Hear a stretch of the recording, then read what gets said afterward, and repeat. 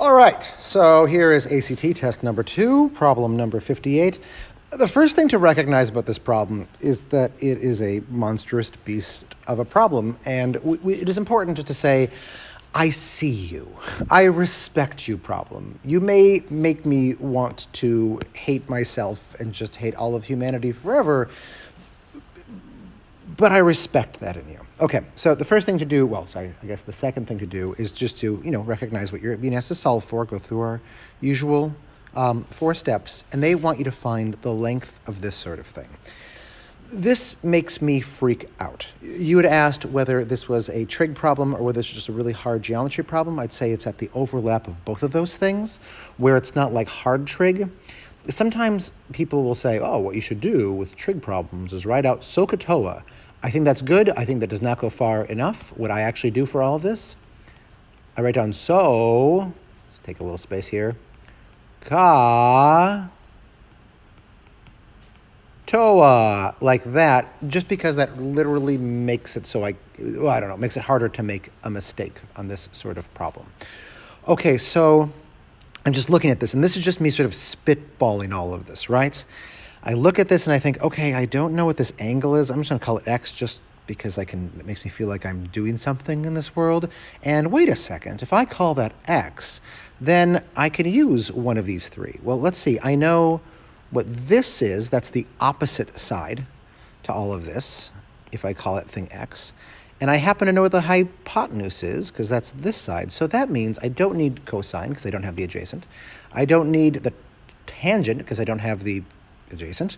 I have this one. So I'm actually just going to write out kind of blindly here, sine of x degrees equals, the opposite here is 1 over 4. Okay, so I'm looking at the answer choices, and I'm seeing that these things have inverse signs. Inverse signs used to throw me before I realized that they were just, the word there is that they are the opposite of it. So with the idea with, say you said like sine of 60 degrees equals 1/2. I literally am embarrassed. I can't even remember if that's true or not right now, but let's just pretend that's true.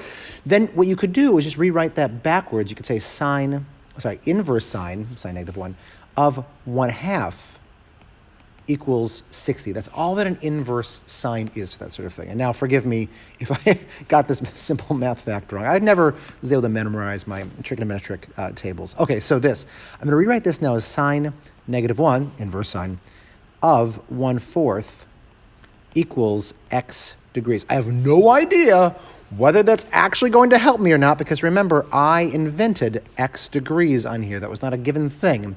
But, I don't know, it makes me feel like I'm making some progress in the world, and some days in 2020, that's really all you can ask for, I think. Okay, so I'm seeing that.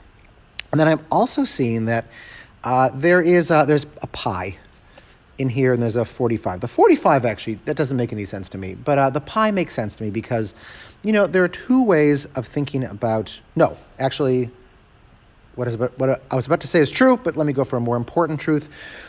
Let's ask, what is the, what's the word here? What is the distance around, circumference, there we go. What's the circumference of this entire circle? I know there's this thing called diameter equals, no, wrong, called circumference equals 2 pi r, and that's great for children and other living things. But how does that help me here? So I can just take the radius of a thing and I can multiply. Oh, that's not the radius, but this is the radius right here. This 4 is the radius. And I can multiply it by 2 and then multiply it by, about 3, a bit more than 3 pi, and I can get the circumference of the entire thing. So in this situation, I'd say circumference equals 2 times pi, it's about 3, times 4, that equals 8 pi. Okay, so the distance around this entire thing is 8 pi. You're wondering, how does this help you? It's not that when I was first solving this problem, I came up with the whole full answer for how it would help me. It's that I just started doing crap. And I trusted that crap would move me toward a fuller understanding, which in turn would move me forward into feeling like I'm in a state of flow, which would in turn, and also with some duct tape and chicken wire and spit would move me toward getting the problem right. I was doing something. Okay, sorry. So I'm recognizing that the whole thing around here is 8 pi. Okay, and now I'm remembering that, hey, hold up. They want me to, in the first place, they want me to find this space right here. Okay, well, so now I can have a ratio, right? I can say that this mystery degree, which I actually happen to have a little equation for, that actually, you know what? What the hell? Let me just write in here. Inverse sine of 1/4. I bet that's actually the sort of thing that my calculator could tell me what that is, but I don't even care because I see like inverse sine of 1/4 or cosine or whatever of that in here. Oh, this is kind of fun. I bet the cosine is not going to be right. I bet this one is not going to be right, but this one's not going to be right because we're going to use sine for this rather than those other ones. Okay, sorry, ADHD problem. Okay, so sine everywhere, sine. What am I doing? Oh, that thing. Okay, so I'm recognizing right now that I can have a ratio. Remember that a ratio just in general is like, if here's a small triangle and here's a huge triangle, but there's the similar kind of triangle, then you could say like, oh, like 1 is to 14,000 as 2 is to what number? And you could set that up as a 1 is to 14,000 as 2 is to mystery. I made these numbers up and they're not even helpful numbers, and obviously none of those are right numbers. Okay, that's just a reminder of what a ratio or proportion is. I guess a proportion, maybe we call them both things. I never know. Okay, so what I can do is say that the mystery angle, I guess a faster way of saying that is x degrees.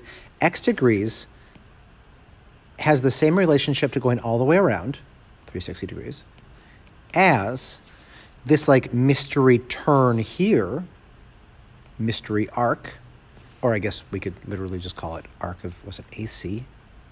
Yeah, arc of AC. Whee! I really like doing that. It's like the Amazon logo, but backwards. Is to this whole monstrous beast of a turn, a full turn, which here the distance is 8 pi. Okay, this would probably not be enough to solve it, except that, because we have an unknown right here and an unknown right here, except that, one, I probably could use my calculator to give me this unknown, and second, this unknown just literally keeps popping up in the answer choices, so I don't even need to do that. All right, so I'm just literally going to rewrite this. What color comes next in my little progression here? Instead of x degrees right here, I'm going to write down what we said x was equal to, sine, inverse sine of 1/4. Oh, I'm going to have a hard time with room here. Over 360 degrees equals, come on, AC, arc AC, over 8 pi. You know what? I didn't run out of room, which really, all things considered, was great. Okay, and now take a look at these answer choices. This, like what we have here is kind of looking like these answer choices. They want me to solve again to find the arc of AC. Don't you love all these colors? I think there's just so many colors. I like all these colors. So I basically want to solve for this right here, okay? How could I do that? I guess I just multiply both sides by this 8 pi. I'm going to rewrite this whole thing as, I'm going to use my new color now. I guess I'm up to red. Okay, AC, that arc of AC, equals, probably should have given myself some more room here. Oh, hello. Good to see you. Oh, I've never seen you in person before. Hello. Just 1 second. I'm recording a video right here. Let me pause this. Some friends just walked. All right, I am back. You know that thing that happens in COVID where you meet people for like months over Zoom, but you never see them in person, and then all of a sudden you see them in person? It's really exciting. That just happened to me. Okay, so I am trying to do this beast of a thing. So I'm just going to write down that, you know what, actually, I am going to do something a bit different. Instead of writing this as one fraction at the get-go, I'm going to write it down a bit more simply, 8 pi times, and then this whole thing, sine, inverse sine. I always pronounce that wrong. You know what? I am not perfect. I could admit that. We all have our crosses to bear. Okay, that, and then I'm going to simplify that until hopefully it looks like this, or it looks like this. Oh, sorry. This, or it looks like this. Okay, Okay, so I'm actually going to just try to put this now all in one fraction. 8 pi times inverse sine. Ha! Look at me. I totally said that correctly this time. Over 360 degrees. And then I'm like, okay, there's an 8 here, and there's a 360 there. I happen to remember that 360 can be divided by 8. Now, what is that? 360 divided by 2 is 180, divided by 2 again is 90, divided by 2 again is 45. There we go. So equals... Is that right? I think that's right. And then pi, and then sine, inverse sine of a quarter. Great. And then, does that actually look like one of these yet? Yeah, it totally does. All they do is they put the fraction first for these, and then they have, in big people speak, their whole thing. So what the heck, I'll just rewrite that as, this is pi over 45 times inverse sine, totally got that right this time, of a quarter. Ba-doop-ba-doop-ba-doop. Great. And that is the answer. This problem is full of so many twists and turns that my recommendation for you is that after watching this now, you try to do the problem on your own, like right away, fail to do it, probably, and then rewatch this video, and then keep hitting pause, and then hit pause, do a step that I'm doing, and then hit pause again, do a step, hit pause again, do a step.